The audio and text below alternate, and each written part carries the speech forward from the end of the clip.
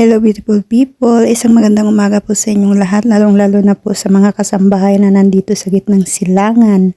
At sa lahat po ng OFW sa buong mundo, mag-iingat po sana kayo palagi. Hello, ako po pala si Maribik, 5 taon na pong kasambahay dito sa gitnang silangan.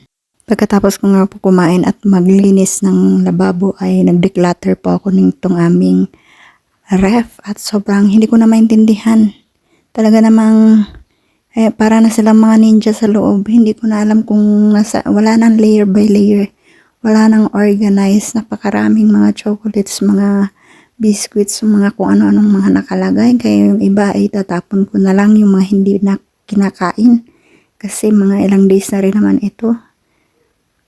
Dito po kasi sa amin, in 3 days po tinatapon na yung mga gawa nila na cake na hindi nauubos. Kaya yung iba itatapon ko na. Titingnan ko dito kung ano yung pwede pa at kakainin pa nila. Ayaw ko man pong magtapon pero wala po akong magagawa. Hindi naman po talaga totally itatapon yan. Ipapakain po sa mga aso at pusa sa labas. Napakahilig po kasi nila yan magluto-luto. Tapos syempre maramihan yung luto. Yung iba naman, lalo na yung mga kalalakihan, yung mga asawa nila, hindi mahilig ng mga sweets. Kaya sila lang kumakain.